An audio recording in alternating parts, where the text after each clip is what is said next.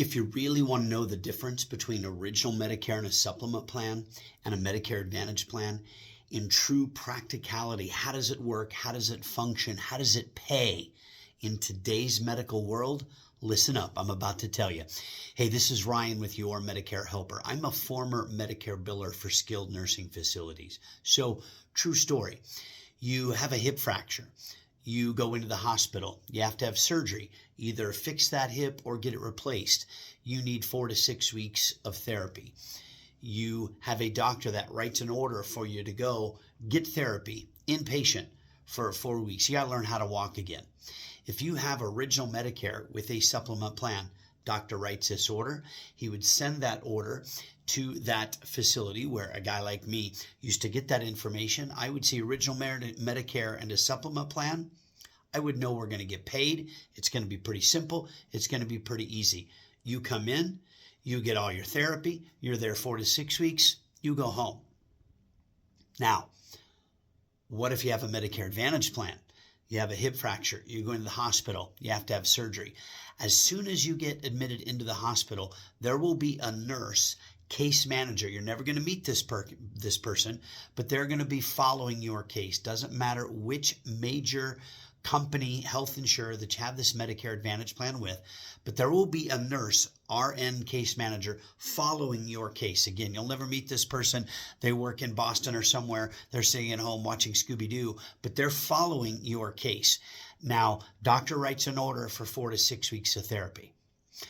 First off, goes over to the facility for a guy like me to look at, to say, hey, do we want to bring this person in? First thing I have to do is get what's called a prior authorization. So I have to get a hold of your insurance company and get approval for you to come in to this facility to obtain said therapy.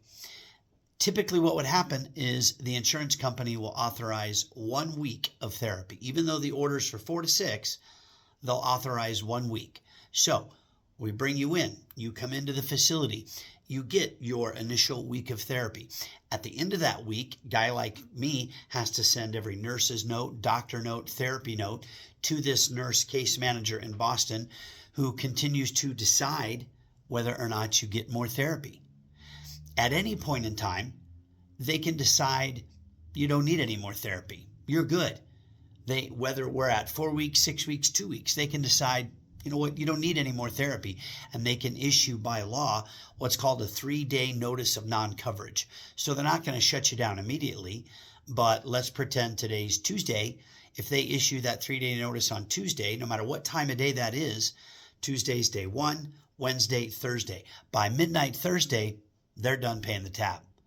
Now, sure, we can appeal it if we want. We can send all of our documentation. We can try to fight it and get overturned. Sometimes that works, sometimes not.